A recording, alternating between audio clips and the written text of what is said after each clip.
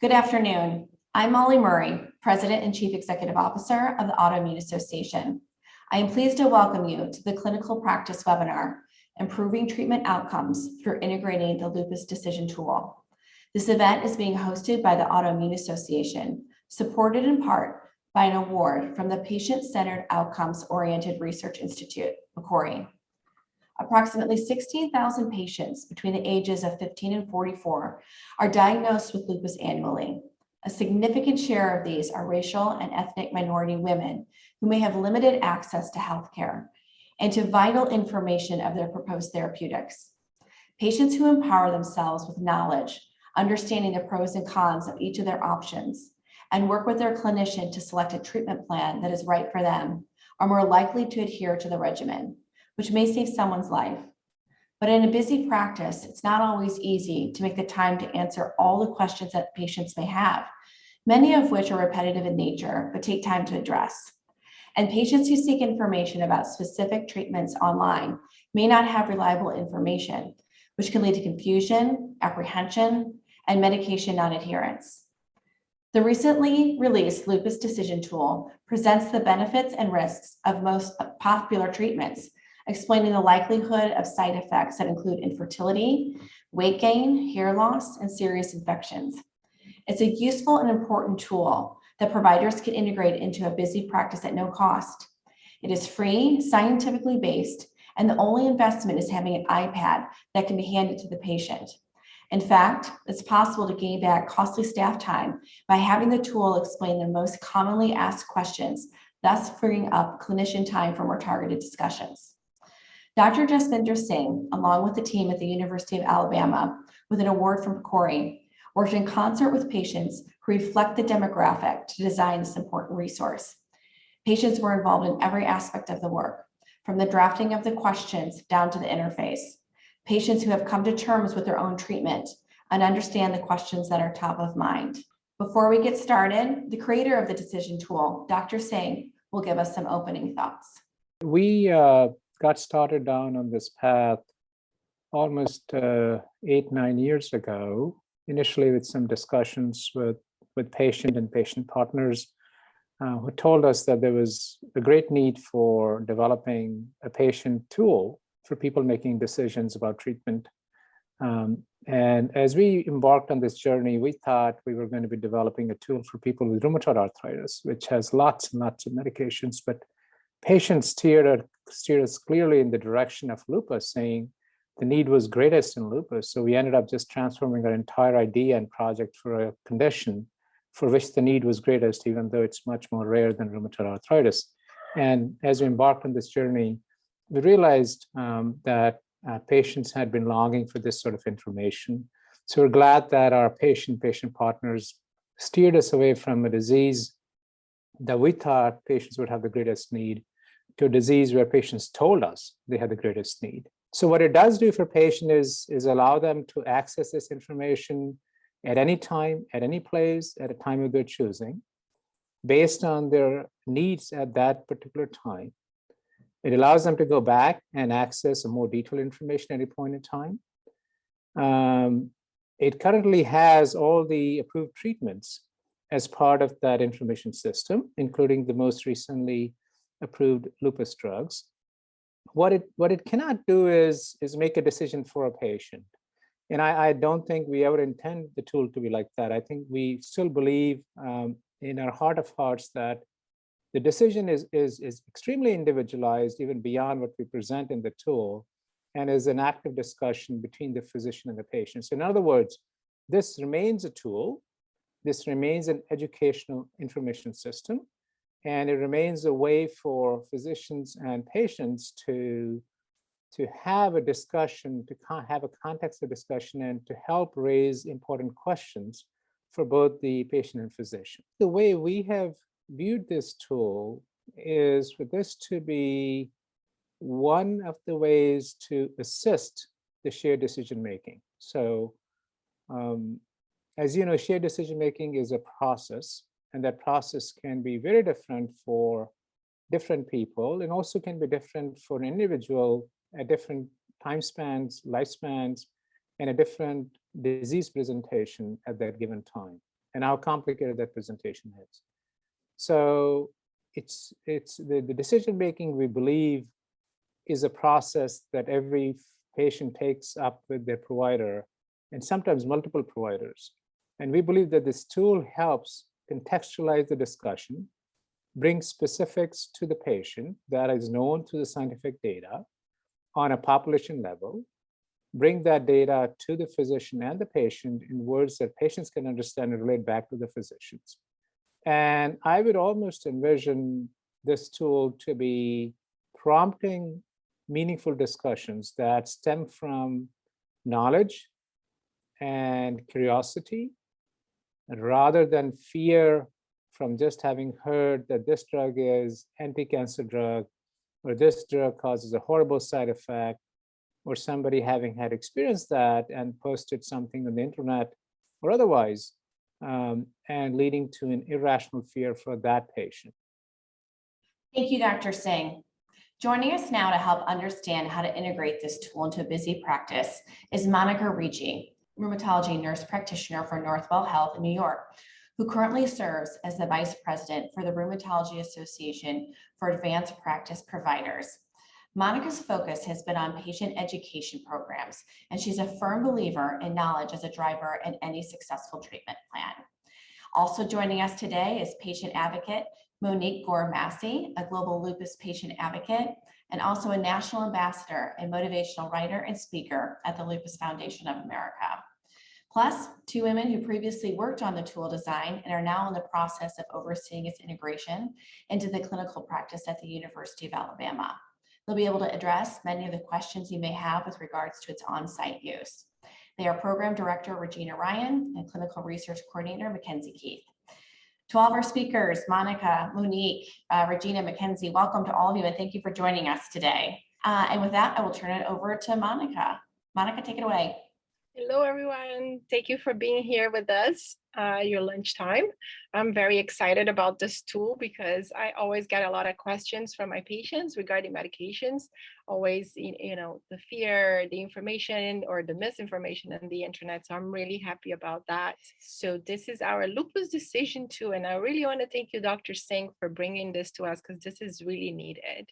All right, so one of the biggest issues that sometimes we see with patient is non-adherence, right? It's a pressing issue, a lot of problems related to it. And recent studies have shown that almost 70% of lupus patients are not adhering to their treatment plan.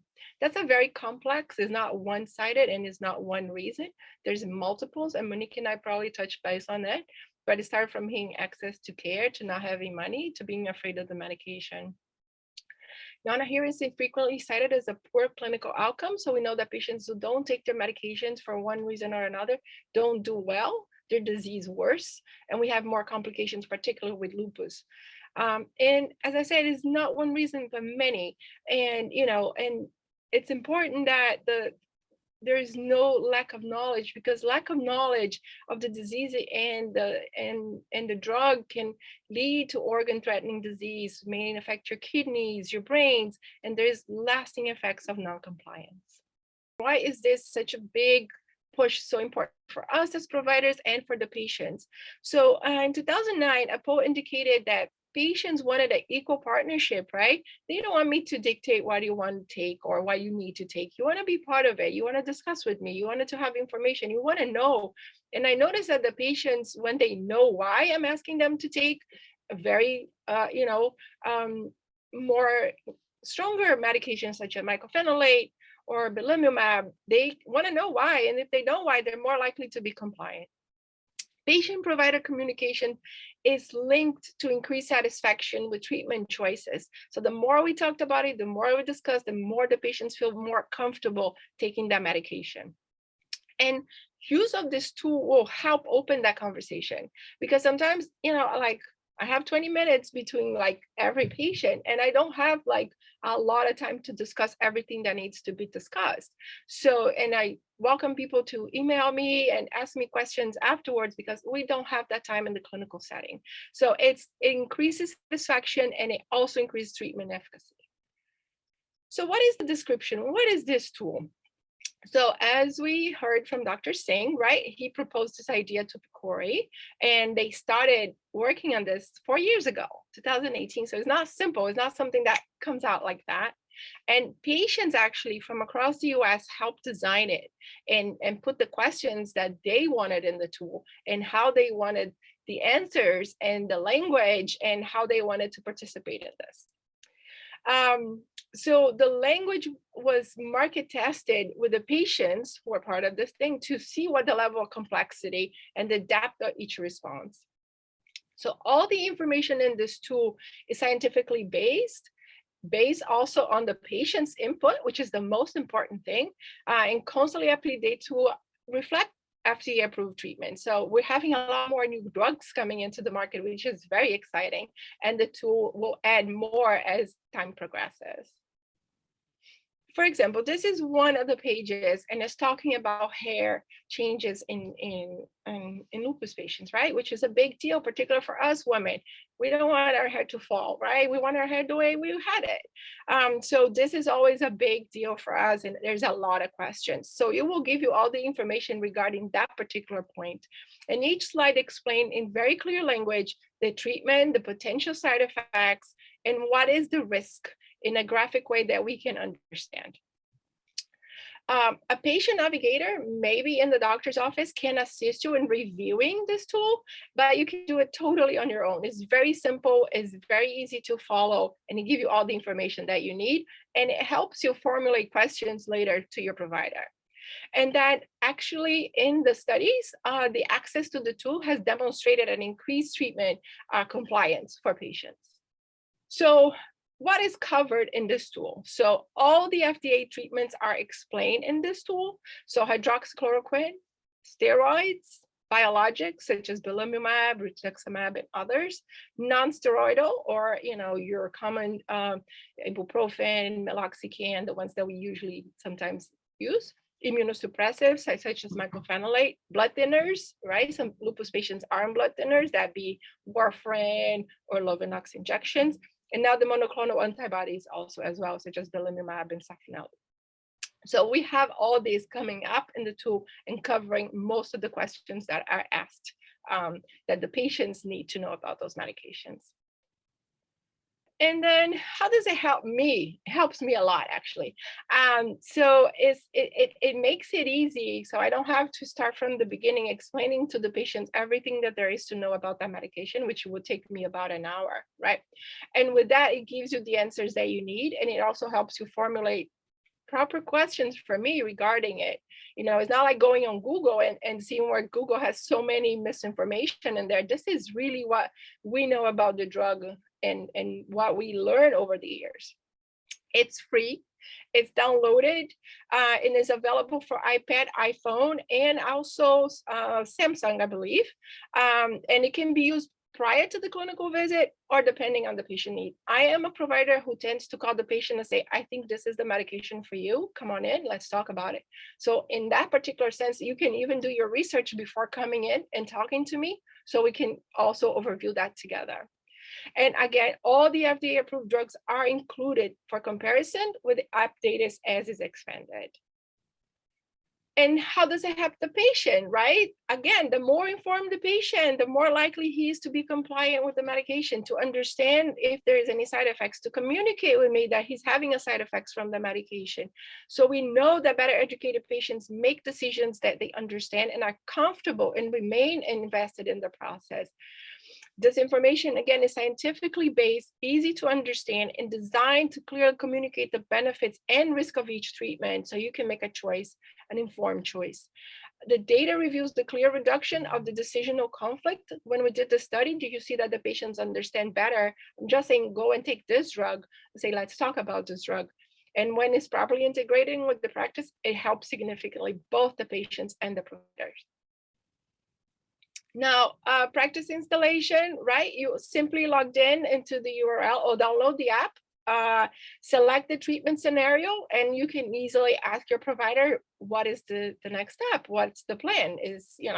What are we doing now? And then you would click through it and you will go easily each page with all the information that you need, and you can click on it and go back. It's very easy to use. And it will prompt a much clearly conversation and interaction between the provider and the patient. And this is the app basically. So as you can see, it's very clear. It says, starting sales app, maintain sales app, and you can choose what part of the journey you're in, right? The tool addresses the most important questions that we have. How does lupus affect my kidneys? It's a question that I get every day, and you have to drive through it independently in your own time. You can do 1, you can do 2, you can do 3, as many questions as you need as you go through it. You want to go back because you didn't understand, go back and read it again. Right? So this is very important, and it asks questions that you're asking yourself, which I think is really good, because I'm concerned about taking the medications for the long run. Weight gain, what am I doing about weight gain? Is that the steroids? Is that, what is going on here? Is that the medication or something? Stretch marks, puffy face. So it answers the questions that patients come in. It's like, what's happening to me? I don't know, right? And then also gives you an option that can help you with those side effects. So this is really, really a well done tool. I really appreciate having that on board this. And then questions like, if steroids don't work, do I need a second medication, right? That's always in the back of the mind of the provider and of the patient. Is this where all the treatment there is? There's drug comparison, and you can go over the drug comparison, reviewing the facts about Cytoxan and the new calcineurin inhibitors. And you get questions, and you click on it, and it takes you to another page that will give you all the information. Biologics, belimumab, can increase the risk of serious infection, yes or no. Rituxan, and it goes over every single drug, including Orencia, which is kind of new and off-label, but we see sometimes being used in lupus.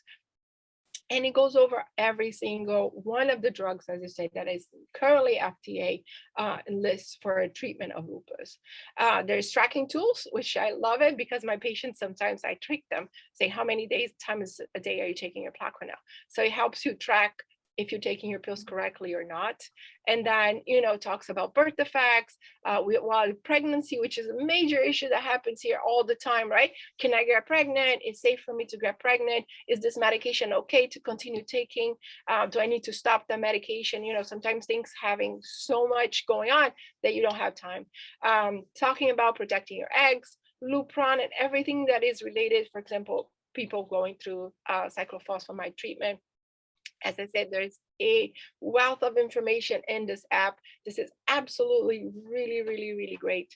And it just keeps going on and on and on about everything that is related to lupus treatments, patient questions, and side effects of the medications.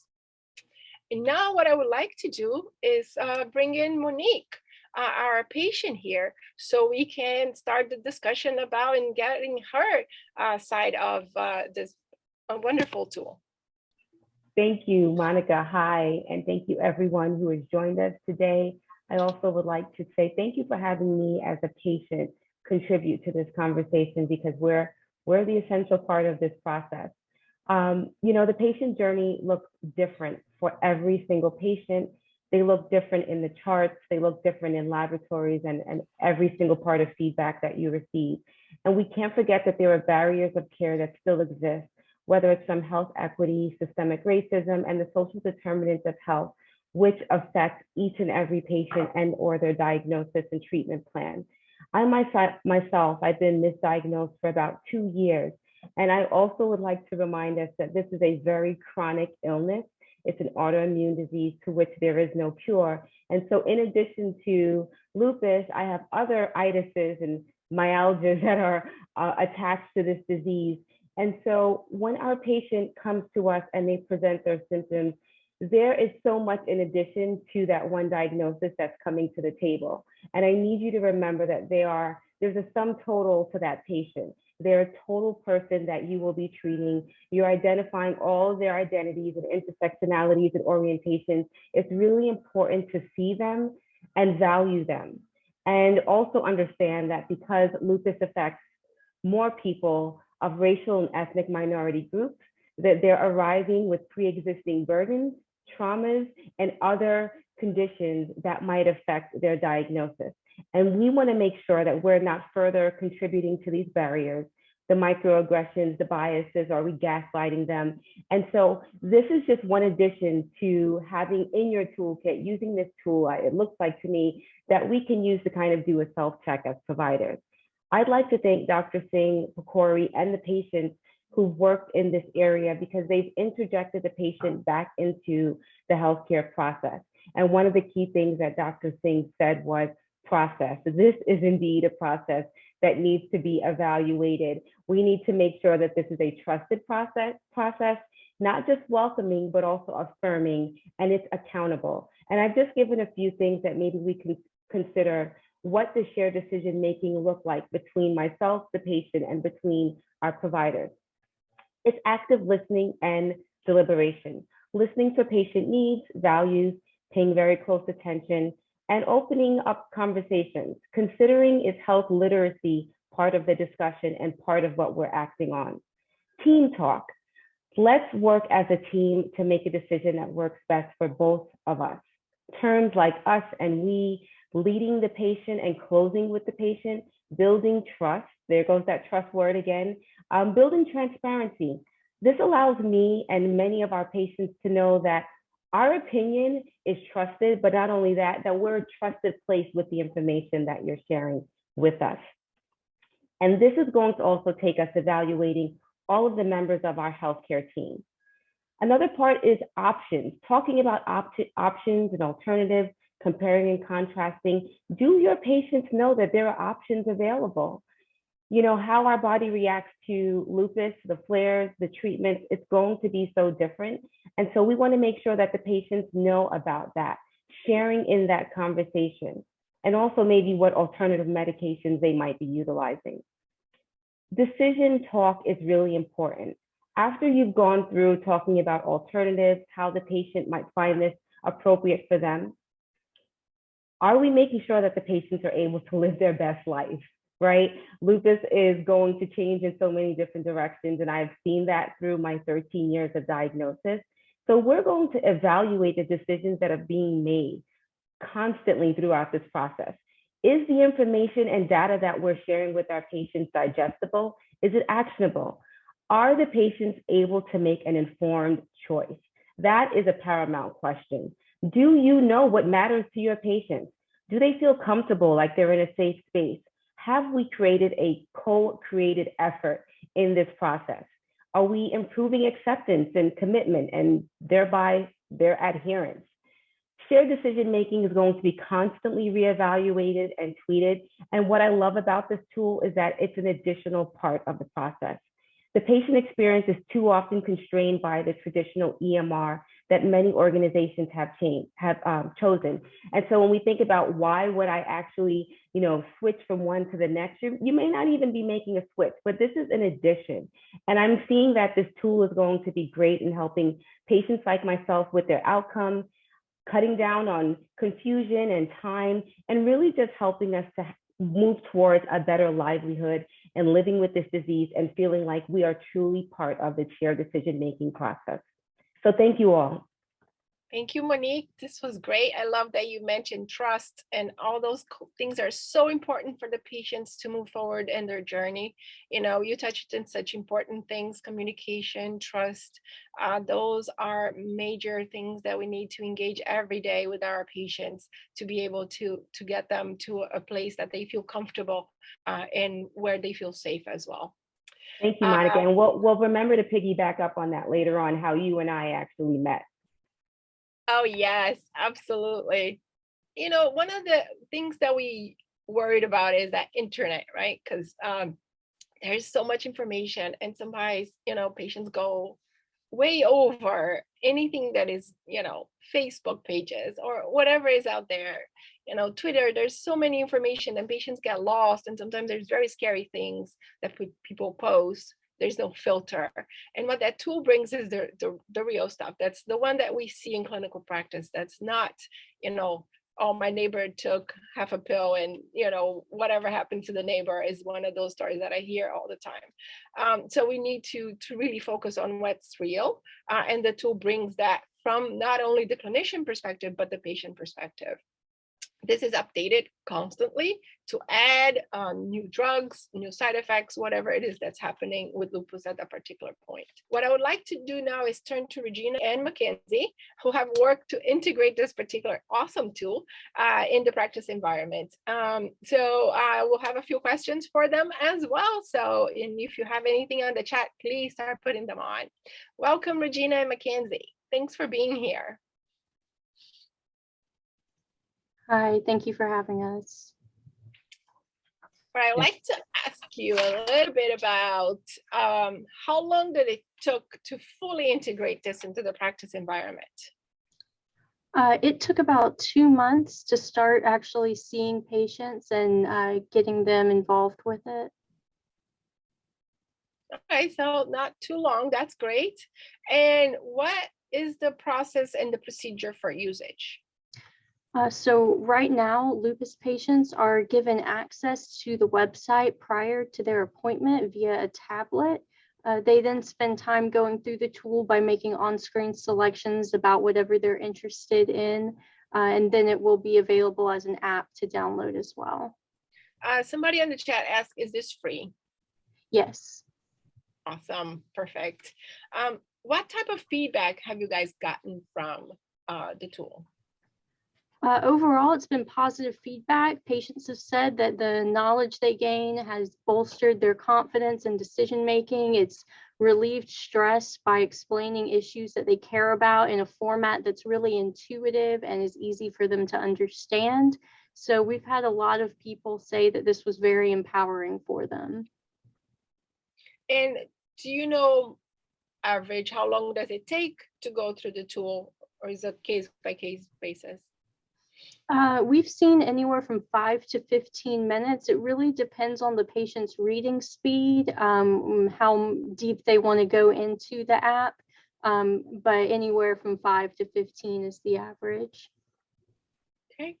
And how about the practitioners, right, as the providers, have you had any feedback from us? They've noticed that patients who viewed the DA prior to their appointments had a better understanding of treatment options and were better informed in general during their appointment. Their questions were more pointed and they sort of knew what they wanted to ask already, having had a lot of questions answered for them before. Excellent, excellent. And do you have to invest staff time in showing them how to get into the tool, or is like something that is like super intuitive? Minimal time needs to be invested in showing staff how to get to the tool. It can be accessed like any other app and downloaded from the store and then accessed at any point. Okay. And would you say that the tool has freed up time that, because patients sometimes get here and you're talking about medication and they have absolutely no questions for me. They get here, it's like, no, I have no questions. And then the next day I have a phone call and they have 30 questions. And so, and I really appreciate having this tool and having the patient in front of me able to ask me those questions. So do you say that the tool has freed up time that was previously spending answering some questions, that the tool itself is answering to the patients now? Yes, Monica, I can answer that for you. Sure. Yes, having such a handy tool like this answers so many of the lupus questions about the treatment, their side effects, and the importance of just taking care of yourself. It has prepared them for the doctor's visit, and in some ways, you will already know the answer before you see the doctor. It's right there at your fingertips. Yeah, it feels like this tool is very empowering for the patient. Yes. There's a lot of questions there that they can answer, get answers in the tools, and then empower them to do the right thing as well. Do you think there's been a component of helping the patient make more informed decisions overall from your feedback? Definitely. Having access to the lupus guide, it arms the patient with information that helps them make a more shared decision-making plan with their doctor. They are more equipped with taking charge of their life so they can have the best of outcomes. Excellent. And has this been like, do you know if this overall has increased patient adherence or fidelity to the treatment? Definitely. The lupus guide, like you were saying, is consistent with the clinic practice, and it has up-to-date information and can definitely be used as a reference with the patient's treatment plan to help improve their overall outcomes. Yeah, I think that, I think this will improve a lot in communications and reduce a lot of the fears, right? Because we're not talking about small drugs here. We're talking about, very strong medication. So I think this tool is going to help a lot and ease the conversation. Did you notice any change in satisfactions between, like, among the patients? Have they, increased the usage?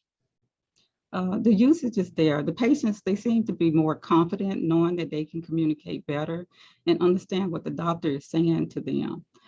They've had an opportunity to digest information before seeing the doctor and ask more pointed questions about their treatment and their overall well-being.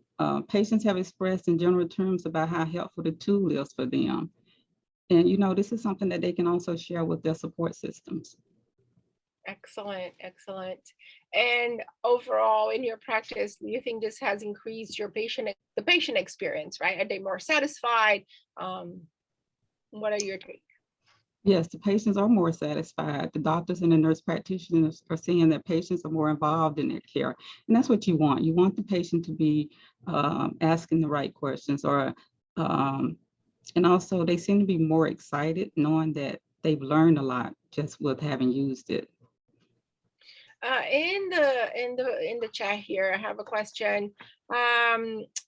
How are you getting by from the providers themselves? Do they receive access to the data or metrics or outcomes? Do they communicate, or is just an app to raise awareness and questions? How does that work? Right now, and we're doing a study as well, so we will have more answers to those kinds of questions. But right now, it's basically being used to kind of, like you said, help bridge that communication between the patient and the doctor. Excellent.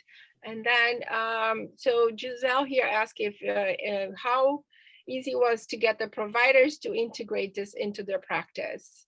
Many patients would be able to operate free apps. However, I assume it works best if both patient and provider are invested in using it, which I agree with Giselle 100%. So have you seen any feedback from the providers using this tool alongside the patients? Mackenzie, you want to answer that one? The feedback has been positive. I think they see that they spend less time answering some of the, I guess, not smaller questions, but a lot of questions are already answered, so they can get more to the point of treatment. I also like the fact that they can go back and forth, right? It's not a one-time use, it's like, oh, let me look again about the hair or about the side effects, or is this a side effects that I'm having right now for my medication? So it's a continued use, not a one-time deal. I really enjoy that and having that app. I actually wanted to just share, as we had spoken before the last webinar that we did, how I actually met Monica at the provider that I'm with now. This was about 7 years ago. I showed up to that appointment, my very first consultation there. I was in a mess. I had been in a standard of care with another doctor. I had been diagnosed, but she was actually the first person who slowed down the process, really wanted to hear what was important to me and valuable to me. She wanted to find out about my livelihood, things that were affecting me, taking my medication, what were the goals that I had.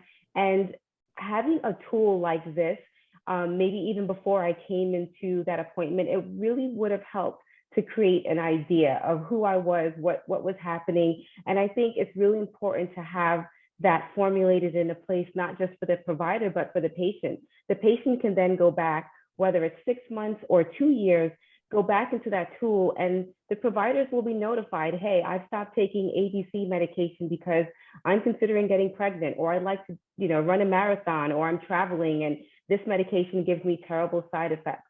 And so sometimes we as patients, we may not be as forthcoming because we don't want to follow up. We feel like there isn't enough time. We feel like our providers are unresponsive, We feel like they're not a part of the things that we want to do. And I remember Monica really kind of interjecting herself and saying, hold on, I know what you've experienced, but I really want to be a part of this process. And it really just kind of helps all of us shoulder the burden of what we're doing in that care. The patient no longer feels like they're the only one quarterbacking everything. And so that, I think that this tool, having that as an addition, it's really about how we package it, present it to the providers and present it to the patients so that everyone feels like it's an actual benefit. Yeah, I remember, Monique, I mean, you were so scared, right? We're going to forward with, whatever treatment was at that time. And you were like, wait a minute, we're not, and all it took was talk, education, for you to get on board. So it's important for the provider to know their patients. I can't assume, I know what's going on in your life. I don't know your plans.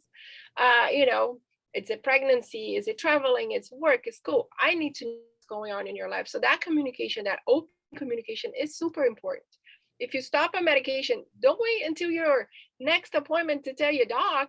Pick up the phone, send them an email. The portals are everywhere now. Hey doc, not feeling good. Stop the medication, So I think this is very, very, very important. And I think this tool is going to open up a lot more pointed questions, important questions that bring it up.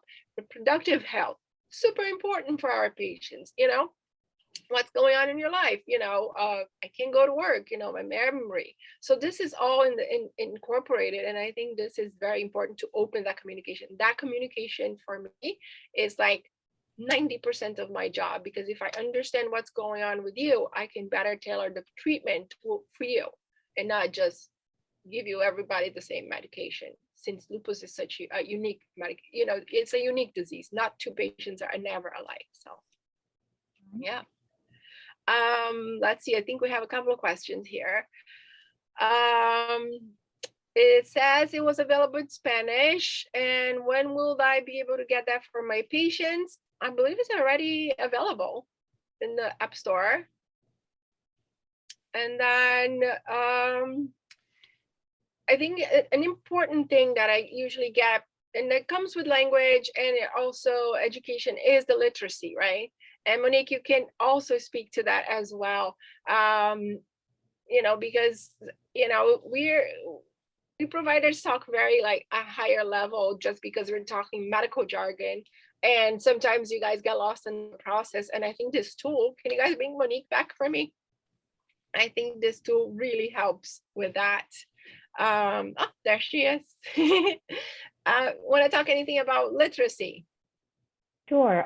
The literacy is coming, we're addressing it in many different factors: the digital, the written, the oral, and even for patients that might be advocates, ambassadors, we really want to make sure that they're also able to understand it, but if possible, relay the information back to you. And I think sometimes we assume because patients might be nodding their head, or maybe patients have a certain degree level or educational level or a certain occupation, that they fully understand how to go home and take 200 milligrams of Plaquenil a day, right? And so we need to have these conversations, not to shame our patients, depending on whatever background they might have, but really just kind of opening the conversations for the patients and maybe even the care partners and their understanding of the diagnosis, what that means, and then how to utilize that medication. And yeah, the literacy piece is something I'm sure that there can be a whole other webinar on, but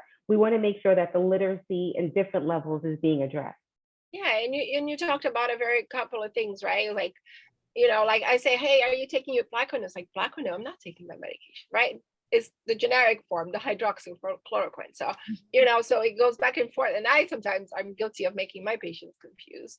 And the other patient that you touched really well on, it was the family. It's important to involve the family. You have a husband, you have kids, they don't know you feel so tired. And the tool is there and they can also access that and get some questions to them. So downsides of implementing the tool, I don't see one downside at all, neither for the patient nor for the provider. I played around with the tool. I thought it was fantastic because there's a lot of the information that's there and they can ask me the questions regarding, not the neighbor side effects, but the real side effect, not that, you never know what happened to the neighbor. And how do they know which scenario to pick? So it's very simple, actually. The app takes you to different scenarios. So it starts like, here it's you, and then you can go through all medications or case scenarios where you have lupus nephritis or other complications of lupus. So it's really easy to move around with the app. And that's why I like that. It doesn't take you to 2 or 3 places. It goes into a linear, and then it explains better, and you can go back and forth between them. So how would you encourage providers to adapt the tool? I think the first thing is to get the patients to download the app. And I will share this. Already been sharing with my patients about this tool, and also share with the providers that this tool is available, because it will make my life easier in the end. It will get that patient to get more information, and then, I think that just the fact that the patients will be more engaged, will be more part of this decision, right? It's not me telling you again, hey, go take this drug, and, the pharmacist will inform you about the side effects. No, you're bringing it to me and you're looking it with me. Say, hey, I see this side effects on hydroxychloroquine. Can we talk about that? So I think it's going to engage more of the communication. So I don't see any downside. And then this is a question for either Regina or Mackenzie. If you know, what is the review process for adding new drugs to the app? I think those are reviewed first and then included by our app team. It would be added in after being reviewed. Okay. And do you know how long usually that takes? I don't think it's very long though. It's usually quick to update the app. Yeah, I would say within at least 1 to 2 days, once you make edits to it and updates rather. Is the app already in the App Store? Somebody's asking me that, how do they download the app? It should be available on next week. I would say maybe towards the middle of the end of next week.